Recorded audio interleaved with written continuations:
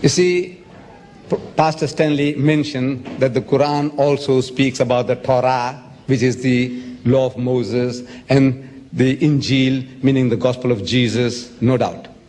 See, there is a relationship between the teachings of Moses, Jesus, and Muhammad. To us Muslims, in actual fact, this is all one religion. There's only one religion. These are not three distinct religions, but it's a different subject. As soon as I start expounding that, you need more time. But the Quran tells us that we believe in the principle that Moses was inspired by God, David was inspired by God, Jesus was inspired by God, and whatever they gave out in the respective times, it was from God, infallible. But those words were not preserved in the pristine purity. That is what we are questioning. We're not questioning Moses, but what was written was not written by Moses. If he had signed his name, no problem. If Jesus had countersigned Matthew, Mark, Luke, and John, there would have been no problem. But since Jesus didn't write a word, in his lifetime not a word was written. He didn't write it, nor did anybody write a word in his lifetime.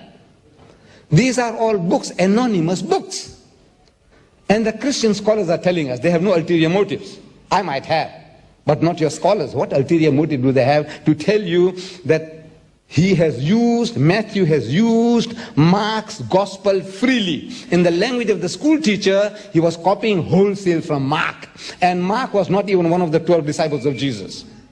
Why should an eyewitness and a ear witness like Matthew go and copy somebody who wasn't there? It doesn't make sense. And in the book itself, Matthew tells us, Matthew 9:9, it says, while he, Jesus, was going forth into the way, Jesus, saw a tax collector called Matthew. And he, Jesus, comes up to him and he says to Matthew, follow me. And Matthew, followed him, Jesus. Who wrote that? God write it? Did Jesus write it? No. Did Matthew write it? No.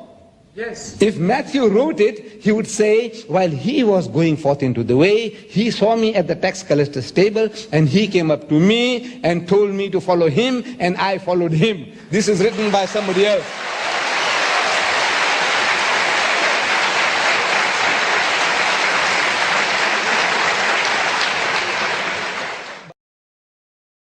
أعوذ بالله من الشيطان الرجيم بسم الله الرحمن الرحيم فويل للذين يكتبون الكتاب بأيديهم